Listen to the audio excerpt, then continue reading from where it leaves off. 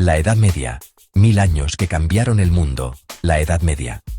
Una época de castillos y catedrales, de caballeros y campesinos, de cruzadas y pestes, de monasterios silenciosos, y ciudades bulliciosas que empezaban a renacer.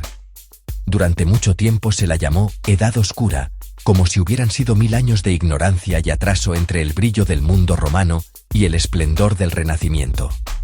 Pero, ¿y si no fuera tan simple?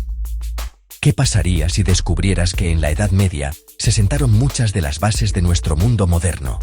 Las universidades, los parlamentos, la banca, incluso la idea de Europa. Acompáñame en este viaje desde la caída del Imperio Romano de Occidente, en el año 476, hasta los albores del Renacimiento, en el siglo XV. 1000 años de historia, resumidos, explicados y contados como una gran historia. A finales del siglo IV y durante el siglo V, el inmenso Imperio Romano de Occidente se tambaleaba. Durante siglos, Roma había controlado el Mediterráneo, carreteras, acueductos, leyes, ciudades, una red compleja que mantenía unido un territorio enorme. Pero poco a poco, el sistema empezó a romperse. Había crisis económicas, con monedas devaluadas y dificultades para recaudar impuestos. El ejército, que antes era uno de los más poderosos del mundo, dependía cada vez más de soldados bárbaros, es decir, pueblos germánicos a los que Roma pagaba para defender sus fronteras. Mientras tanto, esos mismos pueblos, visigodos, ostrogodos, vándalos, suevos, francos, presionaban las fronteras del imperio, empujados a su vez por otros pueblos más al este. En el año 410, los visigodos, liderados por Alarico, saquearon la ciudad de Roma. Era un símbolo, la ciudad eterna, invadida. Finalmente, en el año 476, el jefe germano Odoacro depuso al último emperador romano de Occidente, un joven llamado Rómulo Augustulo. No hubo una explosión final, sino un derrumbe gradual. Roma no cayó en un solo día, pero ese año se suele tomar como el fin del Imperio Romano de Occidente y el inicio de la Edad Media en Europa occidental. En el vacío que dejó Roma, no hubo silencio, sino transformación. Los pueblos germánicos no querían destruir el mundo romano, querían ocuparlo. Se instalaron en antiguas provincias del imperio y fundaron nuevos reinos: los visigodos, en Hispania y parte de la Galia; los ostrogodos, en Italia; los vándalos, en el norte de África; y especialmente los francos, en la antigua Galia, que serán clave para la historia de Europa. Estos reinos mezclaron tradiciones romanas, leyes, idioma, administración, con sus propias costumbres germánicas. El latín siguió siendo la lengua de la administración y, sobre todo, de la Iglesia. En muchos lugares, un campesino del siglo VI seguía trabajando la tierra, casi igual que en tiempos de Roma, aunque el poder político ya no estaba en manos de emperadores, sino de reyes germánicos. Mientras el poder político se fragmentaba, una institución crecía en influencia: la Iglesia cristiana, y en particular, la Iglesia de Roma. En un mundo inestable, con guerras y cambios de reyes, la Iglesia ofrecía algo muy valioso: continuidad, organización y esperanza. Los monasterios se convirtieron en centros de cultura. Monjes y monjas copiaban a mano libros antiguos, obras de filosofía, ciencia y literatura de la antigüedad. Gracias a ellos, se conservaron muchos textos que de otro modo se habrían perdido. El Papa, obispo de Roma, comenzó a ejercer un papel cada vez más importante, no solo espiritual, sino también político. Mediaba en conflictos, negociaba con reyes, influía en decisiones clave. Así, mientras el orden político antiguo desaparecía, empezaba a construirse un nuevo orden cristiano que marcaría profundamente la Edad Media. Entre todos los reinos surgidos tras la caída de Roma, uno se destacó: el reino de los francos. Su figura más importante fue Carlomagno, Carlos el Grande, que reinó entre finales del siglo VIII y comienzos del IX. Carlomagno logró algo impresionante: unificó gran parte de Europa occidental, desde lo que hoy es Francia hasta Italia y parte de Alemania.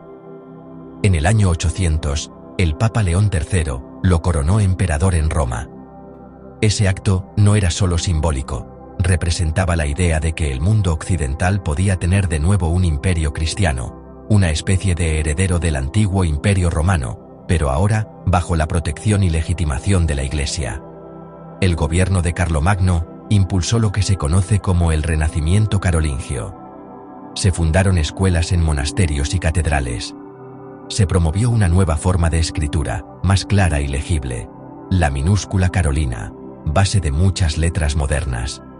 Se copiaron y conservaron numerosos manuscritos antiguos. No era un renacimiento al estilo del siglo XV, pero sí un esfuerzo consciente por elevar el nivel cultural y administrativo del reino.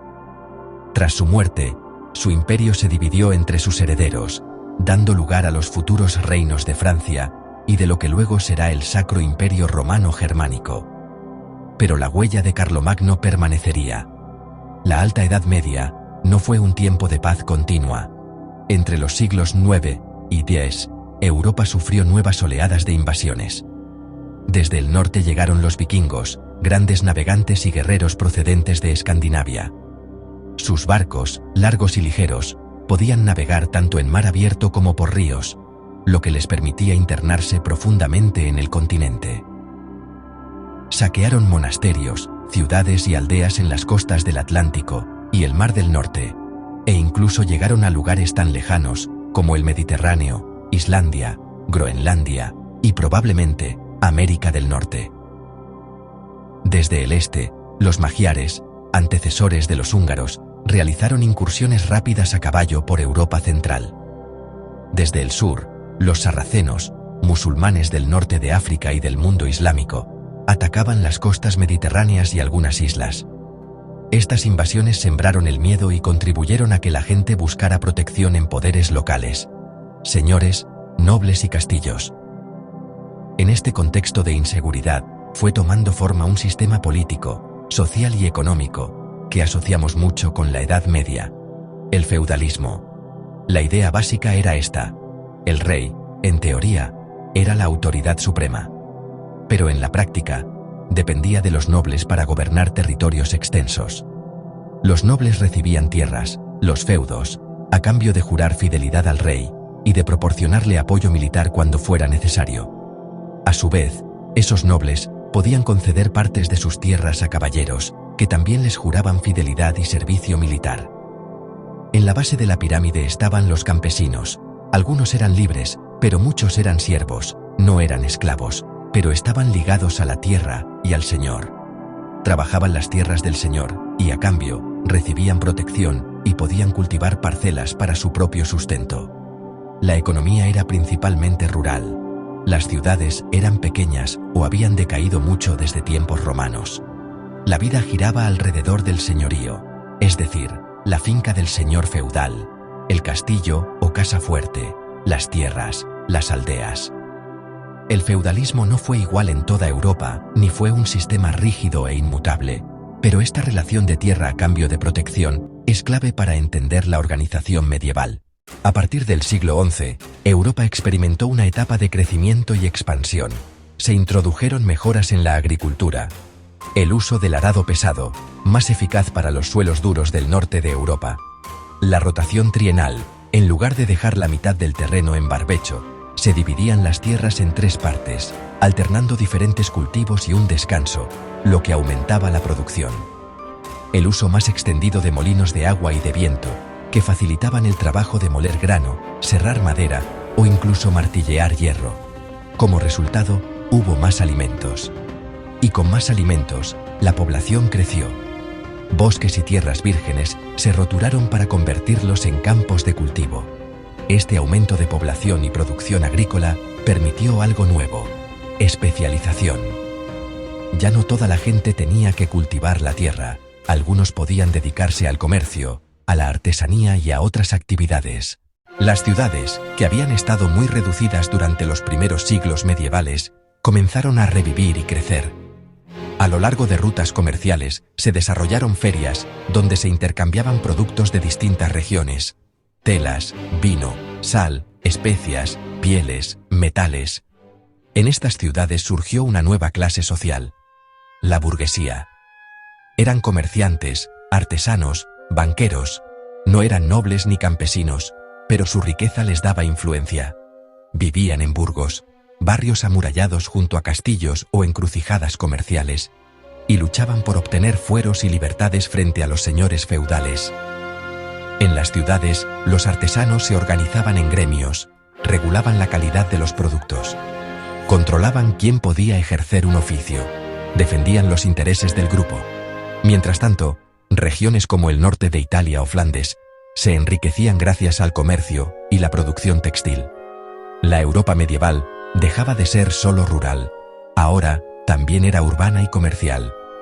En este contexto de crecimiento y confianza, apareció uno de los fenómenos más famosos de la Edad Media, las cruzadas. En el año 1095, el Papa Urbano II, en el Concilio de Clermont, hizo un llamado a los cristianos de Occidente para que tomaran las armas y liberaran Tierra Santa, especialmente Jerusalén, del control musulmán. Muchos nobles vieron en ello la oportunidad de ganar gloria, tierras y riqueza. También se mezclaban motivaciones religiosas, políticas y económicas. A lo largo de casi 2 siglos, se lanzaron varias cruzadas hacia Oriente, con resultados muy variados. Algunas lograron conquistar territorios y fundar reinos cristianos en Oriente, otras fracasaron estrepitosamente. Más allá de sus resultados militares, las cruzadas tuvieron consecuencias profundas, intensificaron los contactos entre Europa y el mundo islámico. Facilitó el intercambio de productos, especias, seda, conocimientos. Aumentaron el poder y la influencia de ciertas ciudades portuarias italianas como Venecia y Génova. También dejaron una herida duradera en las relaciones entre cristianos y musulmanes, y, en algunos momentos, entre cristianos de Oriente y Occidente. En la plena Edad Media, la Iglesia alcanzó un poder enorme, no solo espiritual, sino también político y económico. Los monasterios poseían grandes extensiones de tierra.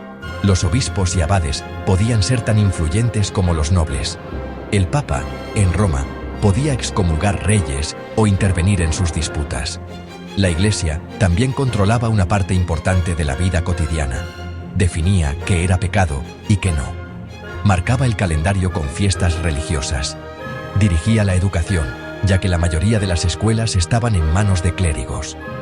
En este contexto, se desarrolló también la Inquisición, instituciones creadas para perseguir la herejía, es decir, las doctrinas cristianas consideradas desviadas. Mientras tanto, el arte reflejaba esta espiritualidad. En el arte románico, siglos XI-XII, las iglesias tenían muros gruesos, ventanas pequeñas, arcos de medio punto. Las esculturas eran simbólicas, rígidas, con un fuerte contenido religioso. En el arte gótico, siglos XII-XIII, las catedrales se elevaban hacia el cielo con arcos apuntados, vidrieras enormes y contrafuertes exteriores. Todo daba sensación de verticalidad y luz. Estas catedrales no eran solo templos, eran el orgullo de la ciudad, el símbolo de su riqueza y fe. A partir del siglo XII, aparecieron instituciones que todavía existen hoy: las universidades. En lugares como Bolonia, París u Oxford, maestros y estudiantes se organizaban en corporaciones para enseñar y aprender distintas disciplinas: teología, el estudio de Dios y la fe cristiana. Derecho, muy importante en Bolonia, que recuperaba y estudiaba el derecho romano. Medicina, filosofía, artes liberales, gramática, retórica, lógica, aritmética, geometría, música, astronomía. El método de enseñanza más característico era la escolástica, un esfuerzo por conciliar la fe cristiana con la razón, apoyándose en la lógica de filósofos como Aristóteles. Una figura clave fue Tomás de Aquino, que intentó armonizar la filosofía clásica con la teología cristiana. Aunque estas universidades eran muy distintas a las actuales, marcaron el inicio de una tradición académica europea que sigue viva. Tras varios siglos de expansión, el siglo XIV trajo una serie de crisis encadenadas que marcaron profundamente a la sociedad medieval. Una de las más devastadoras fue la peste negra, una epidemia de peste bubónica que llegó a Europa hacia 1347. En pocos años, murió entre 1/3, y según algunos cálculos, hasta la mitad de la población europea. Imagina pueblos enteros diezmados. Campos sin cultivar, porque no hay suficientes campesinos para trabajarlos.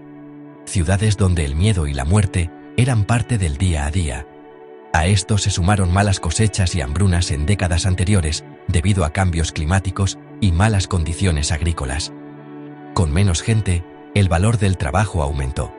Los campesinos que sobrevivían podían exigir mejores condiciones o marcharse a otras tierras, algo que provocó tensiones con los señores feudales. En varios lugares de Europa se produjeron rebeliones campesinas, como respuesta al intento de los señores de mantener los viejos privilegios. A la crisis demográfica se sumó la guerra a gran escala. La más famosa fue la llamada Guerra de los 100 años entre Francia e Inglaterra, que en realidad duró unos 116 años, desde 1337 hasta 1453, con periodos de paz y treguas. La guerra comenzó por disputas dinásticas. Los reyes ingleses reclamaban derechos sobre la corona francesa, pero el conflicto evolucionó, se mezcló con rivalidades territoriales y políticas internas de ambos reinos. Durante esta guerra se vivieron batallas legendarias, como Crécy y Agincourt, donde los arqueros ingleses, usando el arco largo, derrotaron a la caballería pesada francesa. O como el sitio de Orleans, donde apareció una figura icónica, Juana de Arco, una joven campesina que aseguró recibir mensajes divinos y logró inspirar a las tropas francesas.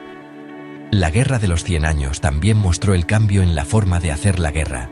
La aparición de la pólvora y de las primeras armas de fuego y cañones empezó a hacer obsoletos los antiguos castillos. Al final de la guerra, el resultado fue una Francia devastada, pero más unificada, e Inglaterra encaminándose a otros conflictos internos. A pesar de las crisis, o quizá en parte a causa de ellas, la sociedad medieval empezó a transformarse.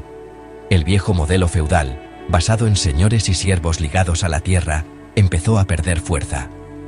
Con menos población, los campesinos sobrevivientes podían negociar mejores condiciones o mudarse a las ciudades en busca de trabajo. Mientras tanto, el comercio a larga distancia se intensificaba. En el Mediterráneo, ciudades como Venecia y Génova conectaban Europa con el mundo bizantino y el mundo islámico.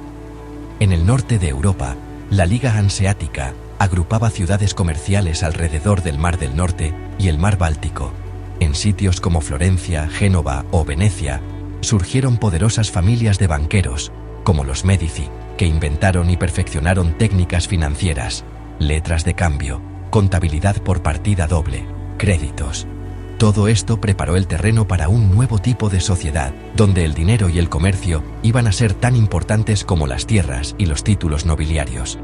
Mientras Europa occidental atravesaba sus propias crisis, en el este se vivía otra historia. El Imperio bizantino, heredero del Imperio romano de Oriente, llevaba siglos resistiendo, pero cada vez más reducido. Su capital, Constantinopla, era una ciudad riquísima y estratégica, situada entre Europa y Asia. En 1453, tras un largo asedio, la ciudad fue conquistada por los otomanos, un pueblo turco musulmán que estaba construyendo un poderoso imperio. La caída de Constantinopla tuvo un enorme impacto simbólico. Para muchos contemporáneos, significó el fin definitivo del mundo romano. Pero también tuvo consecuencias culturales importantes. Muchos sabios bizantinos huyeron hacia ciudades italianas, llevando consigo manuscritos griegos y un profundo conocimiento de la antigüedad clásica. Esa llegada de textos y saberes será uno de los combustibles del Renacimiento. A lo largo del siglo XV, principalmente en Italia, surgió un movimiento cultural que miraba con fascinación hacia la antigüedad grecorromana, el humanismo. Los humanistas creían que, para entender al ser humano y mejorar la sociedad, era fundamental estudiar los textos antiguos, filosofía, historia, literatura. Recuperaron obras de autores clásicos, las comentaron, las tradujeron, las difundieron. En el arte, esto se reflejó en un cambio radical. Los artistas empezaron a estudiar la perspectiva para representar la profundidad y el espacio de forma más realista. Se interesaron por la anatomía del cuerpo humano, buscando proporciones más naturales. Las figuras dejaron de ser tan simbólicas y planas para ganar volumen y expresión. Aunque este movimiento se asocia con la Edad Moderna, nace sobre la base del mundo medieval. las ciudades, el comercio, las universidades, las técnicas artesanas y los recursos acumulados durante siglos. Una de las invenciones más revolucionarias de este periodo fue la imprenta de tipos móviles, asociada a Johannes Gutenberg hacia mediados del siglo XV. Hasta entonces, los libros se copiaban a mano, letra por letra, en pergamino o papel. Era un proceso lento y caro, por lo que los libros eran objetos de lujo. Con la imprenta, se podían producir muchos ejemplares de un mismo texto en mucho menos tiempo. Eso permitió una mayor difusión del conocimiento. Más personas podían acceder a libros de religión, ciencia, literatura, filosofía. La imprenta aceleró enormemente la circulación de ideas y contribuyó a la transición hacia la Edad Moderna, donde los cambios intelectuales, religiosos y científicos se volvieron más rápidos y profundos. Hacia finales del siglo XV, con la caída de Constantinopla, 1453, los cambios culturales del Renacimiento, la consolidación de monarquías fuertes en lugares como España, Francia o Inglaterra, y los grandes descubrimientos geográficos que están a punto de comenzar. Los historiadores suelen colocar el fin de la Edad Media y el inicio de la Edad Moderna. Pero la Edad Media no desaparece de un día para otro. Muchas de sus instituciones, la Iglesia, las universidades, las ciudades, incluso las formas de pensar, continúan y evolucionan. La idea de que fue una época de oscuridad absoluta es más bien un mito, creado en parte por algunos autores del Renacimiento que querían resaltar su propia época como una resurrección de la luz clásica. En realidad, la Edad Media fue un tiempo de mezcla de culturas: romana, germánica, cristiana, islámica, bizantina. Un periodo donde se conservaron y reinterpretaron conocimientos antiguos. Una época que vio nacer las naciones europeas, las universidades, las catedrales góticas, el derecho canónico, las lenguas romances. En resumen, lejos de ser solo oscuridad, fue un largo laboratorio histórico donde se fraguó gran parte del mundo que hoy habitamos. La Edad Media abarca aproximadamente 1000 años de historia, desde la caída del Imperio Romano de Occidente hasta el amanecer del Renacimiento. En ese milenio, Europa y el Mediterráneo cambiaron una y otra vez. Imperios se derrumbaron y nuevos reinos surgieron. La fe cristiana se extendió y se organizó en una poderosa iglesia. Campesinos, señores, comerciantes y artesanos construyeron una sociedad compleja. Se levantaron catedrales que aún hoy nos dejan sin aliento. Se enfrentaron guerras devastadoras, pero también se desarrollaron nuevas ideas y tecnologías. La Edad Media no es solo la época de los caballeros y los castillos, es el puente entre el mundo antiguo y el moderno. Si has llegado hasta aquí, ya sabes que la historia no es una línea recta de progreso o oscuridad, sino una red de cambios, crisis y oportunidades. ¿Y tú, después de conocer todo esto, crees que la Edad Media fue realmente una edad oscura? Te leo en los comentarios. No olvides dejar tu like, suscribirte y compartir este video si quieres más viajes por la historia.